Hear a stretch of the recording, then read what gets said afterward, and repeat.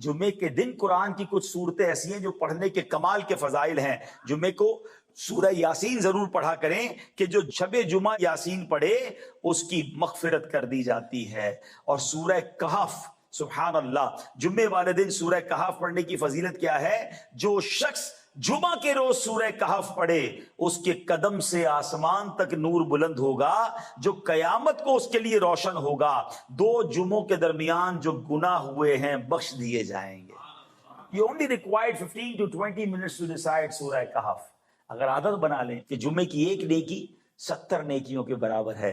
اللہ کرے یہ ذہن بن جائے کہ جمعے کو میری نماز جمعہ کے علاوہ 1-1.5 گھنٹہ میرا مخصوص ہے جس میں یہ سارے وظائف میں نے پڑھنے ہیں. سورہ کہف پڑھوں، سورہ الدخان پڑھوں، سورہ یاسین پڑھوں، سورہ سبحان اللہ واقعہ پڑھ لوں تاکہ یہ برکتیں مجھے مل جائیں، اور کم از کم 313 بار درود پاک پڑھ لوں. اللہ اکبر. چلیں اللہ کرے کوئی ایک بھائی عمل کر لیں. ایک حدیث پاک اور بتا دیتا ہوں، کمال کی اسکیم ہے. اور نبی پاک علیہ السلام نے فرمایا جمعہ کے دن، حدیث کا خلاصہ ہے، جو 5 کام جمعے والے دن کر لے اس کے لیے جنت واجب ہو جاتی ہے. جو 5 کام کون سے ہیں؟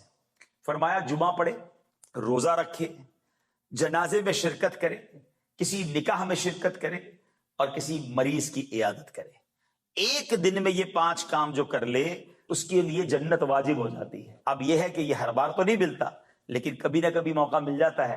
تو انسان اگر دیکھ لے کہ آپ کو کبھی جمعے والے دن نکاح میں بلایا ہے کسی نے، یا آپ کو جمعرات کو پتہ چلا کہ کل جمعے میں جنازہ ہے، تو آپ کے یہ والا کام تو ہو جائے گا، تو میں کیوں نہ روزہ بھی رکھ لوں اور پھر جمعہ بھی پڑھ لوں اور جنازے میں شرکت کر لوں. پھر کوئی نکاح اور مریض تو خیر ڈھونڈنا مشکل نہیں ہے، کوئی نہ مریض نہ ملے تو ہم ہاسپٹل جا سکتے ہیں، کسی دوست کے گھر جا سکتے ہیں عیادت کرنے کے لیے. تو اگر بندے کا مائنڈ سیٹ بنا ہوا ہونا کہ یار کسی دن زندگی میں ایک بار یہ 5 کام کر لینے ہیں تاکہ سبحان اللہ نبی پاک نے فرمایا کہ جنت واجب ہو جاتی ہے، تو اللہ مجھے اور آپ کو نیکیوں کی حرص نصیب فرمائے. بہرحال میرے پیارے اسلامی بھائیوں، آج کے مختصر بیان میں جو میسج کنوے کرنا تھا کہ ہمیں قرآن سے برکتیں لینی ہیں، قرآن سے دوستی کرنی ہے، قرآن میں شفا موجود ہے، اللہ کے نام میں شفا موجود ہے، ذکر و اذکار کی بڑی برکتیں ہیں، تو ہمیں اپنی زندگی میں ان تمام چیزوں کو شامل کرنا چاہیے. آج سے نیت کریں انشاءاللہ خوب اللہ رسول کا ذکر زبان سے کریں گے اور اس کی برکتیں آپ دیکھیں گے. تو لا حول ولا قوت الا باللہ، یہ بھی ہم نے سنا 100 بار پڑھنا ہے روزانہ انشاءاللہ. کلمہ پاک کی عادت ڈالیں، سورہ فلق اور سورہ ناس صبح شام پڑھیں، اپنے اوپر بھی دم کریں، اپنے بچوں پر بھی دم کریں، سورہ فاتحہ پڑھنے کی عادت ڈالیں. پھر دیکھیں انشاءاللہ کیسے بیماریوں سے پریشانیوں سے محفوظ رہتے ہیں. صلاتکم علی محرزۃ لدعائکم ومرضات لربکم وزکاۃ لاعمالکم. فرمایا تمہارا مجھ پر درود پاک پڑھنا تمہاری دعاؤں کی حفاظت کرنے والا اور تمہارے رب کی رضا کا باعث اور تمہارے اعمال کی پاکیزگی کا سبب ہے. یعنی ایک درود اس کے کتنے سارے بینیفٹس ہیں. اور پھر جو جمعہ کا دن ہے یہ خاص درود پاک پڑھنے کا دن ہے. آج قرآن کی کون سی آیت ہم نے سننی ہے؟ پارہ نمبر 1 ہے، سورہ بقرہ ہے، اور آیت نمبر ہے 138. اللہ قرآن مجید میں ارشاد فرماتا ہے صبغۃ اللہ ومن احسن من اللہ صبغہ ونحن لہ عابدون. آسان ترجمہ قرآن کنز العرفان. ہم نے اللہ کا رنگ اپنے اوپر چڑھا لیا، اور اللہ کے رنگ سے بہتر کس کا رنگ ہے، اور ہم اسی کی عبادت کرنے والے ہیں. سبحان اللہ. آج بات ہوگی اللہ کے رنگ کی. ایکچولی اللہ کا رنگ کس کو کہتے ہیں، اور پھر یہ رنگ چڑھ کیسے سکتا ہے؟ کس خوش نصیب کو یہ موقع ملتا ہے، یہ سعادت ملتی ہے؟ شیخ سلطان باہو رحمت اللہ تعالی فرماتے ہیں میرے دل میں اللہ پاک کی محبت کی جو بوٹی ہے نا، جو پودا ہے، یہ میرے مرشد نے لگایا ہے. اس پر لا الہ الا اللہ کا پانی لگایا ہے. یعنی کثرت سے کلمہ طیبہ کا ذکر کیا تو یہ بوٹی پھلی پھولی تن بدن میں پھیل گئی.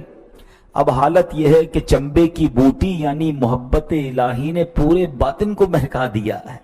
میرے جان اندر سے پھولوں کا باغ بن گئی ہے. اللہ پاک میرے مرشد کو سلامت رکھے جنہوں نے مجھ غریب پر ایسا کرم کر دیا ہے. بعض اوقات اللہ والوں کی نظر پڑ جاتی ہے نا، تو دل جو ہے وہ چمبے کی بوٹی، چمبیلی جو ہے سمجھ لیں اللہ کے ذکر کا پودا لگ جاتا ہے. کہتے ہیں نا نگاہ ولی میں وہ تاثیر دیکھی نگاہ ولی میں وہ تاثیر دیکھی، بدلتی ہزاروں کی تقدیر دیکھی۔ اب قرآن کی آیت کی طرف آتے ہیں، صبغۃ اللہ، اللہ کا رنگ۔ ہمارے عموماً کہتے ہیں یار فلاں پر فلاں کا رنگ چڑھ گیا ہے، یہ برے دوستوں میں بیٹھتا ہے، لوگ ماں باپ کہتے ہیں نا یہ برے دوستوں میں بیٹھا ہے، برے دوستوں کا رنگ لگ گیا ہے۔ کوئی کہتا ہے نیک نمازی بن گیا، کہتے ہیں اچھے دوستوں کا خوب رنگ چڑھا ہے۔ کسی کچھ عادتیں بچے کی فطرت اور طبیعت کا حصہ ہو تو کہتے ہیں گٹی دینے والا جس نے پہلی غذا کھلائی تھی لگتا ہے اس کا رنگ چڑھ گیا ہے۔ مطلب یہ کہ عادات، طور طریقے، اخلاق اور سوچوں میں جو تبدیلی آتی ہے نا، اسے یہاں ہمارے یہاں عموماً رنگ چڑھنا کہتے ہیں۔ اللہ فرماتا ہے قرآن میں، صبغۃ اللہ ومن احسن من اللہ صبغا، ہم نے اللہ کا رنگ اپنے اوپر چڑھا لیا، اور اللہ کے رنگ سے بہتر کس کا رنگ ہے؟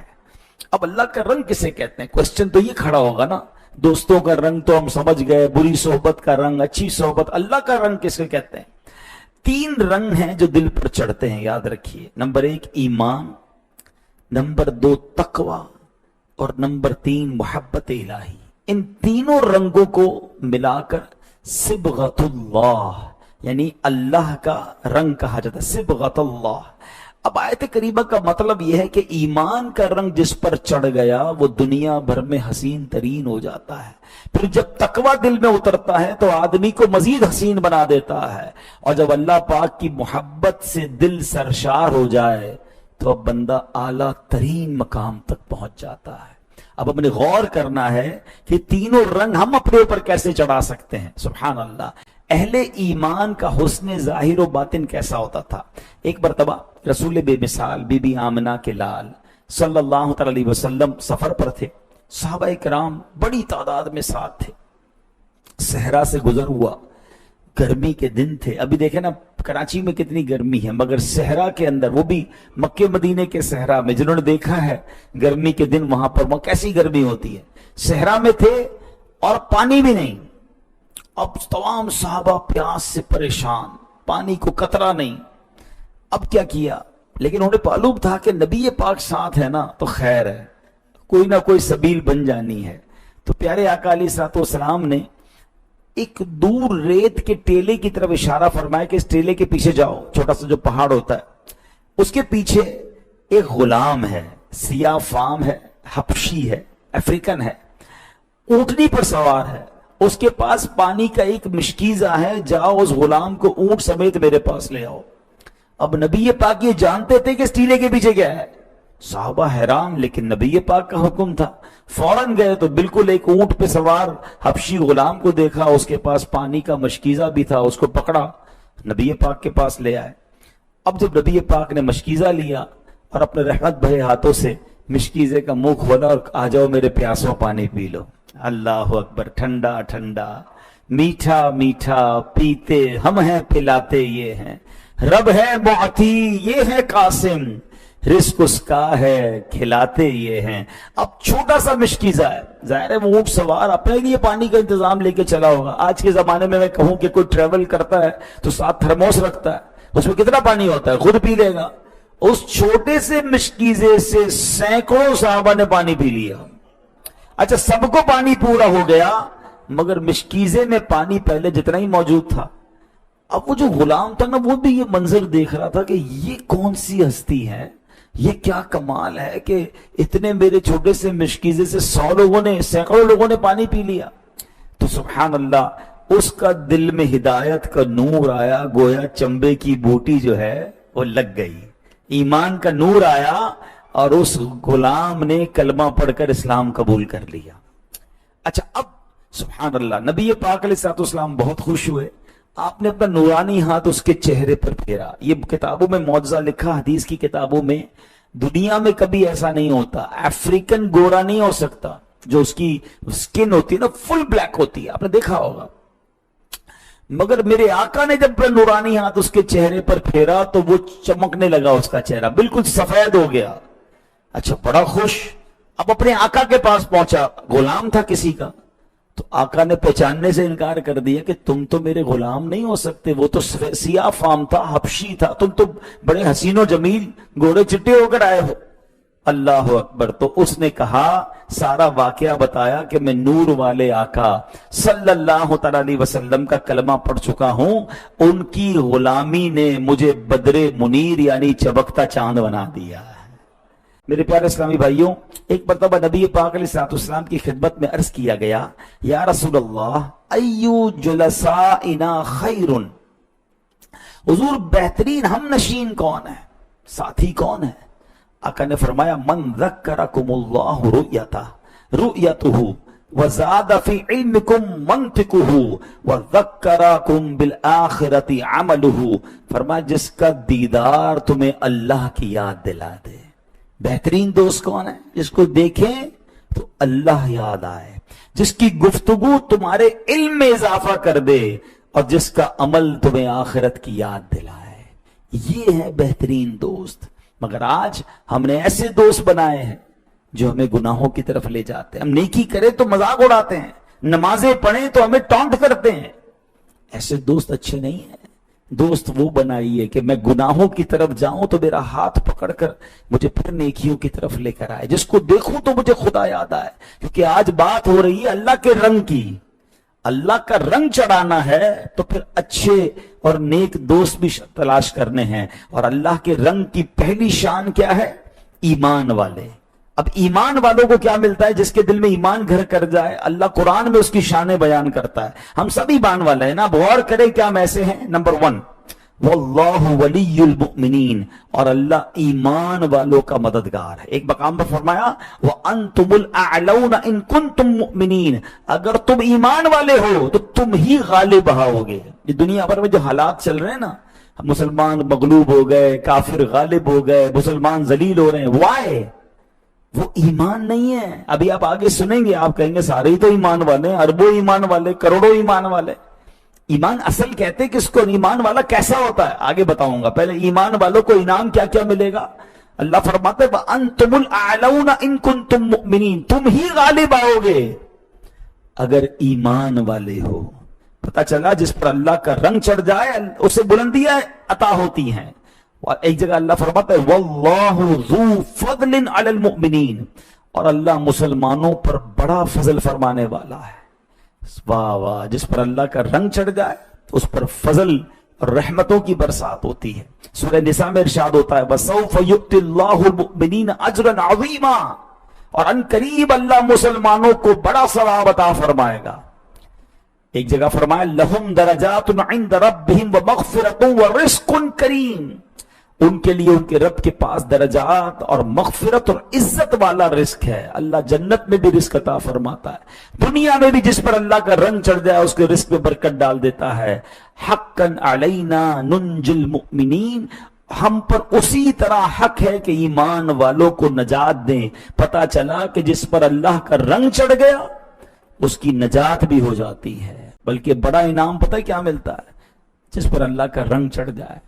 اللہ قرآن میں فرماتا ہے وَاعْلَمُوا أَنَّكُمْ مُلَاقُوهُ وَبَشِّرِ الْمُؤْمِنِينَ, فرمایا جان رکھو کہ تم اس سے ملنے والے ہو, اور اے حبیب ایمان والوں کو بشارت دے دو. یعنی جس پر اللہ کا رنگ چڑھ جائے, جو کامل ایمان والا ہے, اس کو اللہ کا دیدار بھی نصیب ہوگا. ہائے ہائے ہائے, اللہ کا دیدار یہ اتنی بڑی نعمت ہے. ایک جگہ حضرت ابراہیم بن شیبان فرماتے رحمت اللہ تعالی, جب قیامت کا دن ہوگا نا, سب اگلے پچھلے رب قادر و قیوم کے حضور جب حاضر ہوں گے, اس وقت فرشتے مسلمانوں کے گروہ کے پاس آئیں گے. ارشاد فرمائیں گے اللہ پاک کے دوستوں چلو ہمارے ساتھ. وہ اولیاء اللہ پوچھیں گے کہاں جانا ہے؟ فرشتے فرمائیں گے اس جنت کی طرف جس کی چوڑائی زمین و آسمان کے برابر ہے, تمہارے لیے بنائی گئی ہے. وہ اولیاء اللہ کہیں گے ہم نے دنیا میں جو زندگی گزاری تھی جنت کی طلب میں تو نہیں گزاری تھی. جب وہ یہ کہیں گے تو اللہ پاک ارشاد فرمائے گا ملائکتی, اے میرے فرشتوں, اترکوہم, انہیں چھوڑ دو, بے شک یہ میرے دیدار کے سوا کسی اور چیز سے راضی نہیں ہوں گے. ان کا مقصد ہی میرا دیدار تھا, دنیا میں عبادت بھی اس لیے کی تھی. اللہ انہیں اپنا دیدار عطا فرمائے گا. اللہ مجھے اور آپ کو اپنے دیدار کا شوق نصیب فرمائے. ہاں, اللہ کا دیدار جنتیوں کو نصیب ہوگا, اور یہ جنت کی سب سے بڑی نعمت ہوگی جو ایمان والوں کو ملے گی. اللہ اس شوق میں زندگی گزارنے کی توفیق عطا فرمائے. تو اے میرے پیارے اسلامی بھائیوں، ایمان کی بڑی برکت ہے. ایمان ہو تو پھر کیا ملتا ہے؟ ایک حدیث پاک سنیے، میرے آقا فرماتے اذا حضرتم المریض، فرمایا جب تم کسی مریض کے پاس جاؤ یا میت کے پاس جاؤ، او المیت فقولوا خیرا، تو اچھی بات منہ سے نکالو. فإن الملائکۃ یؤمنون علی ما تقولون، کیونکہ فرشتے اس کے پاس موجود ہوتے ہیں، تم جو کہتے ہو فرشتے اس پر آمین کہتے ہیں. میت کے پاس جائیں، اچھی باتیں کریں، اللہ اس کی مغفرت فرمائے، اللہ اس کے درجات بلند فرمائے، اس کے گناہوں کو معاف فرمائے. میت کے بارے میں بری بات نہیں کرنی چاہیے. مریض کے پاس بھی جائیں تو دعائیں دیں، اچھی باتیں کریں، فرشتے آمین کرنے کے لیے موجود ہوتے ہیں. لیکن اس میں ایک بڑی کمال کی بات سیکھنے کو مل رہی ہے کہ یہ کسی غوث کتب ابدال کا مرتبہ بیان نہیں ہو رہا. جس کے دل میں ایمان ہے، عام مسلمان ہے، انتقال ہو گیا یا بیمار ہے، اس کا کمال یہ ہے کہ اس کے دل میں چونکہ ایمان کا دور ہے، محبت الہی کی بوٹی اس کے دل میں لگی ہوئی ہے. سبحان اللہ. اس نور ایمان کی برکت یہ ہے کہ فرشتے ہر وقت اس کے پاس حاضر ہوتے ہیں. کوئی صبح کو آئے، شام کو آئے، کوئی بھی عیادت کے لیے آ رہا ہے، وہ جو کچھ دعا کرتا ہے، جو کچھ کہتا ہے، فرشتے اس پر آمین کہہ رہے ہیں.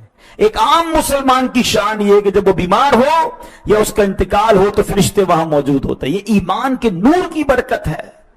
اب سوال یہ ہے کہ ایمان کیسا ہونا چاہیے؟ What is the level of ایمان از ریکوائرڈ؟ ایمان والے تو ہم سارے ہیں، کیا ہم اس لیول پر ہیں؟ یہی اصل سوال ہے کہ چونکہ آج بات ہو رہی ہے اللہ کے رنگ کی، تو ایمان کیسا ہے؟ اب یاد رکھیے اللہ قرآن میں فرماتا ہے وَمِنَ النَّاسِ مَن يَعْبُدُ اللَّهَ عَلَى حَرْفٍ، اور کوئی آدمی وہ ہے جو اللہ کی عبادت کنارے پر ہو کر کر رہا ہے. کنارے پر ہو کر کرتا ہے، یعنی کچھ لوگ ایمان والے ہیں مگر کنارے کنارے پر ہیں، پورے ایمان والے نہیں ہیں. ایمان مسلمان نام ہے، کہتے ہیں میں مسلمان ہوں، مگر پورے اسلام کے اندر داخل نہیں ہوتے، کنارے پر کھڑے رہتے ہیں. اللہ قرآن میں فرماتا ہے ادخلوا فی السلم کافہ، اسلام میں پورے داخل ہو جاؤ، یعنی پورے داخل ہو جائے. کلمہ تو پڑھ لیا، ایمان قبول کر لیا، اب شرم و جھجک کیسی ہے؟ اب بس لباس کی بھی سنت ہو، حلیہ بھی سنت والا ہو، چال چلن بھی سنت والا ہو، پورے اسلام میں داخل ہو جائیں. اور سبحان اللہ صرف حلیہ نہیں، اخلاق بھی اچھے ہوں. نبی پاک علیہ السلام فرماتے ہیں بندہ اس وقت تک کامل مومن نہیں ہو سکتا جب تک اپنے مسلمان بھائی کے لیے وہی پسند نہ کرے جو اپنے لیے پسند کرتا ہے. ٹھیک ہے نا؟ اب میں کہوں میں مسلمان تو ہوں مگر کامل مومن کب ہوں گا؟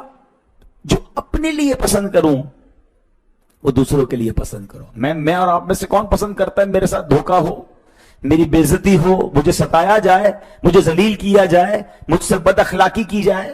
میں تو کبھی پسند نہیں کروں گا. تو میری ذمہ داری ہے اگر میں کامل ایمان والا ہوں تو میں دوسروں کے لیے بھی یہ پسند کروں کہ یار میں بھی کسی کو دھوکہ نہ دوں، میں بھی کسی کو تکلیف نہ پہنچاؤں، میں بھی کسی کو ذلیل نہ کروں. غلطی ہو گئی میرے ملازم سے، غلطی ہو گئی میرے بھائی بہنوں سے، غلطی ہو گئی میری بیوی سے یا میرے رشتہ داروں سے، نہیں جناب معاف کریں. کیونکہ آپ کیا چاہتے ہیں کہ مجھ سے غلطی ہو تو معاف کیا جائے، درگزر کیا جائے، اگنور کیا جائے، ریلیف دیا جائے، مجھے پکڑا نہ جائے. یار ہو گیا، انسان ہوں بھائی، ہو گئی غلطی. کتنا برا لگتا ہے کوئی ہماری غلطی پر ٹوکتا ہے تو یار جب آپ ٹوکتے ہیں تو اس کو برا نہیں لگتا.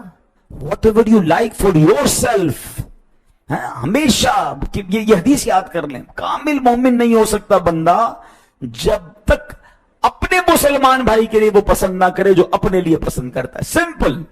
آپ کو جب بھی کسی کے خلاف کوئی ایکشن لینا ہے نا، آپ اپنی جگہ اس کو رکھ کے سوچیں کہ یار میں ہوتا تو میں کیا چاہتا، میرے ساتھ کیا ہوتا. معاف کر دیا جاتا، درگزر کر دیا جاتا، ایک موقع دیا جاتا، ایک چانس دیا جاتا. تو آپ بھی دینا چانس ہے.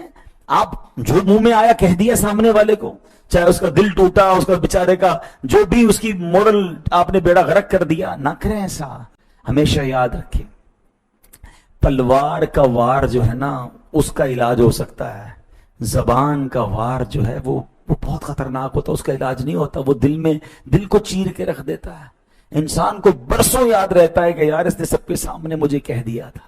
تو بولنے سے پہلے سوچیں، ہمیں نہیں پتا ہوتا یہ جملہ مجھے کتنے بڑے گناہ میں مبتلا کر دے گا. کسی کا دل توڑنا، اللہ اکبر. اور پتہ ہے آپ کو کسی کے دل میں خوشی داخل کرنا کتنی بڑی نیکی ہے؟ حدیثوں میں یہ مضمون ملتا ہے کہ مسلمان کے دل میں خوشی داخل کرنا 60 سال کی نفلی عبادت سے زیادہ افضل ہے. اور کتنا آسان ہے خوشی داخل کرنا. سچ بتاؤں، ہم آج کے دور میں مسکرا کر دیکھ لینا کسی کو وہ خوش ہو جاتا ہے.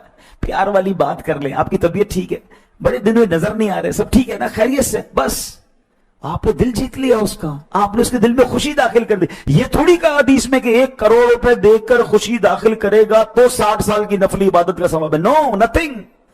سمپل ورڈز ہیں.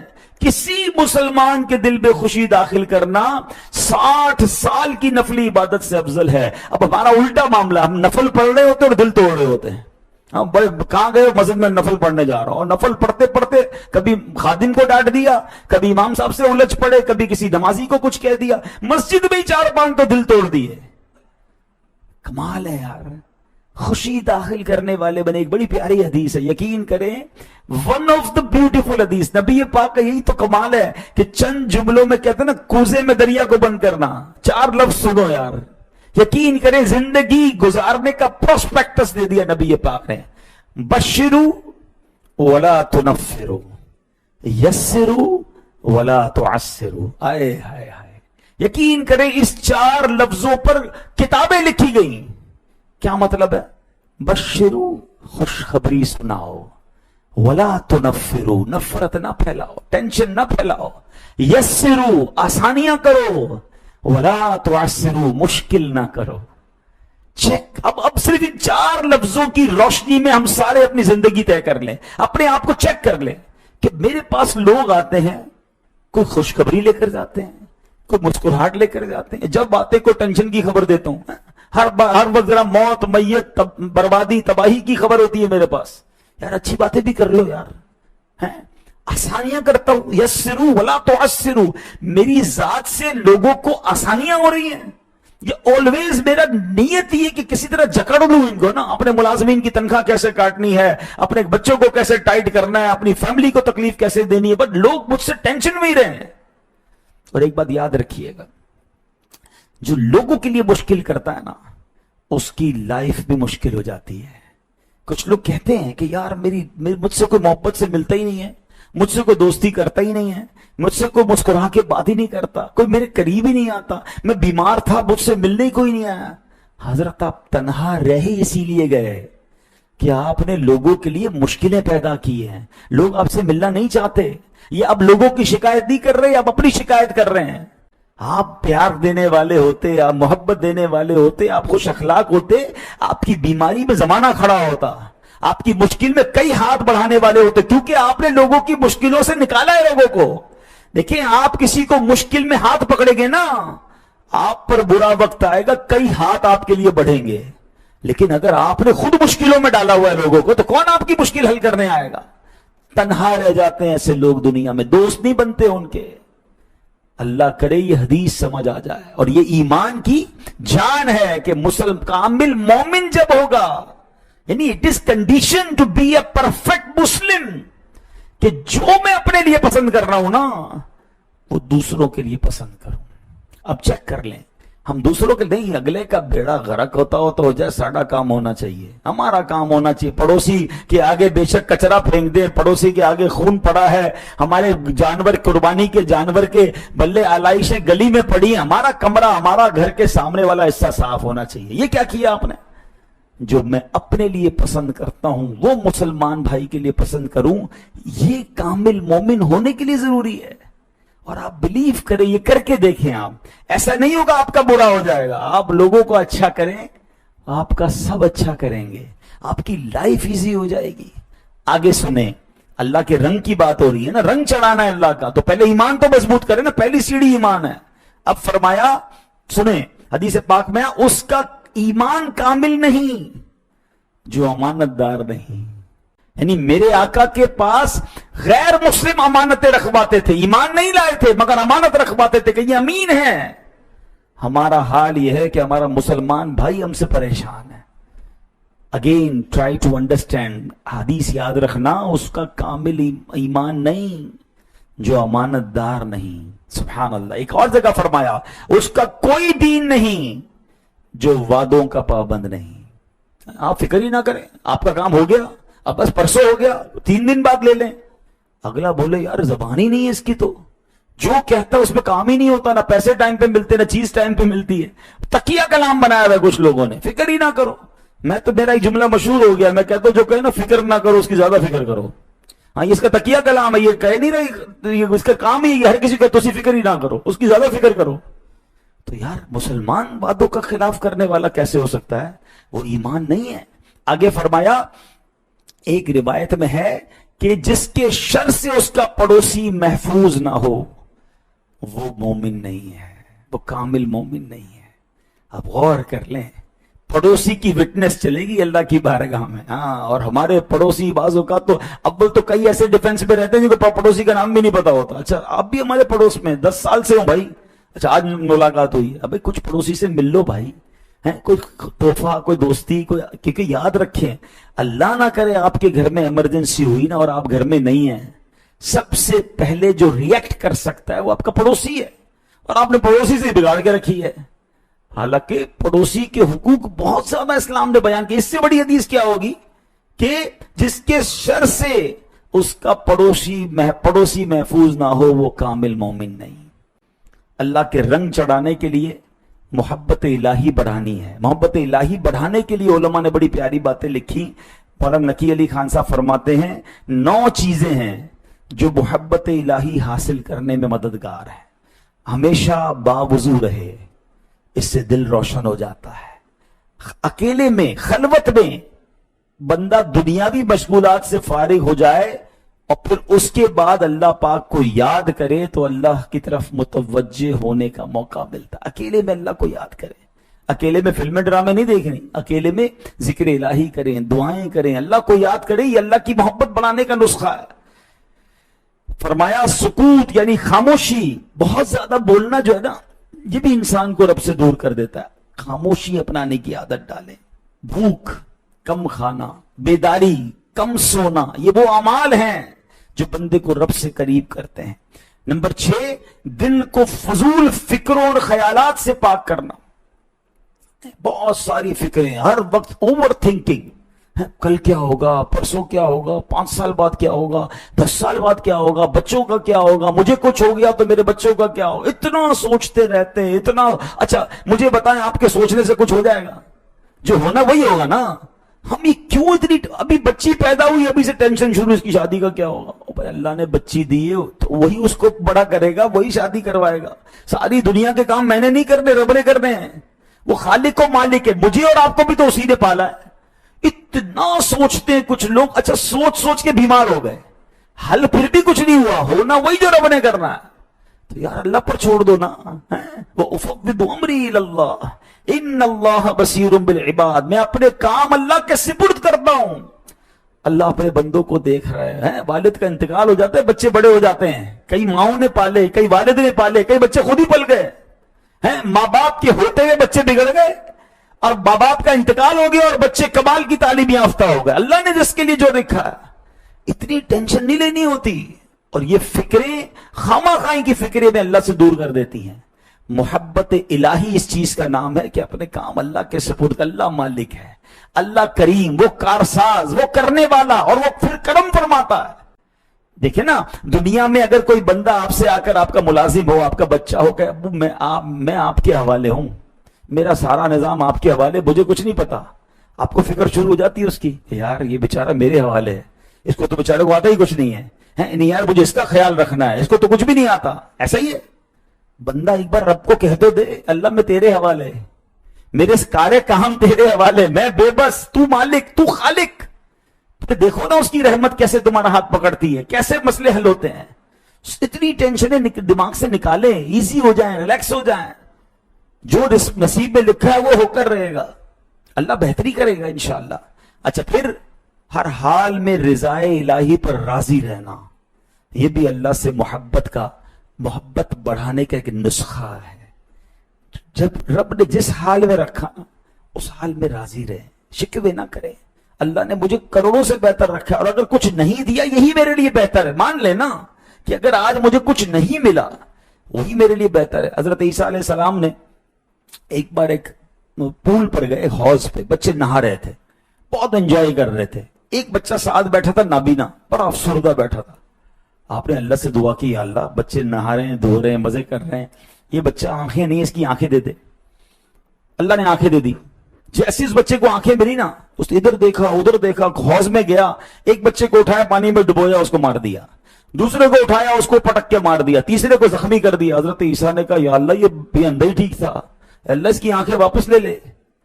اللہ بہتر جانتا ہے کس کی آنکھیں ضروری, کس کو اندر رکھنا ضروری ہے, کس کو امیر بنانا ضروری, کس کو غریب رکھنا ضروری. یہ اللہ کے فیصلے ہیں, مان لو نا, ہم تو بندے ہیں. جس دن یہ بات سمجھ آ جائے گی اس دن انشاءاللہ سکون ہو جائے گا. اگلی بات, سبحان اللہ, ہمیشہ اللہ پاک کے ذکر میں مصروف رہنا. یہ جو ذکر الہی ہے نا, یہ سبحان اللہ, یہ اللہ کے قرب کا طریقہ ہے.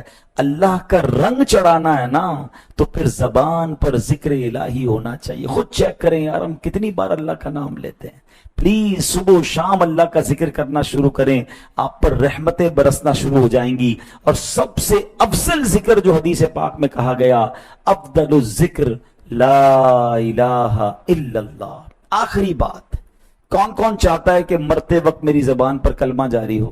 ہاتھ اٹھائیں. ماشاءاللہ سب چاہتے ہیں, کیونکہ سب کو حدیث پاک پتا ہے کہ جس کا آخری کلام لا الہ الا اللہ ہوگا وہ جنت میں جائے گا. ایسا ہی. اچھا, سب چاہتے ہیں کہ مرتے وقت کلمہ نصیب ہو جائے. اب میں جو سوال کروں گا ہاتھ نہیں اٹھائیے گا. آج پورے دن میں کتنی بار کلمہ پڑھا ہے؟ پچھلے پورے مہینے میں کتنی بار کلمہ پڑھا ہے؟ کمال ہے. مرنے کے وقت سب کو کلمہ چاہیے, زندگی میں پڑھنے کے لیے کوئی تیار نہیں ہے. یہ کون سا معاملہ ہے؟ علماء کہتے ہیں جس کی زبان کلمے کی عادی ہوگی, انشاءاللہ آخری وقت بھی اس کی زبان پر کلمہ جاری ہو جائے. آج سے ایک نیت کر جائیے, انشاءاللہ آپ فیل کریں گے. آپ ذکر الہی کرنا شروع کریں, اپنے دل میں آپ نور پیدا ہونا شروع کریں گے.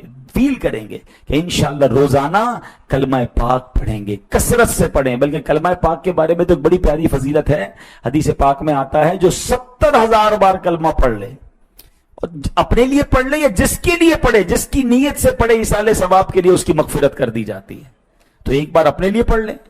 کئی لوگ واک کرتے ہیں, جاتے ہیں, گاڑی ڈرائیو کرتے ہیں, تسبیح ساتھ رکھے, 70,000 بار میرا خیال ہے 15-20 دن میں ہو جائے گا.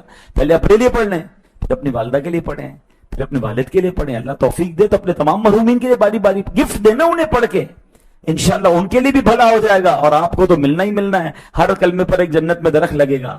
اللہ پاک مجھے بھی ذکر الہی کرنے والا بنا دے, اور اللہ کرے کہ ہم کثرت سے اللہ کا ذکر کریں. اور آج جو قرآن کی آیت سے ہم نے سنا کہ اللہ کا رنگ سب سے بہترین رنگ ہے, اللہ وہ رنگ ہمارے دلوں پر چڑھا دے. یہ ایمان والوں کو, تقوی والوں کو اور اللہ سے محبت والوں کو ملتا ہے.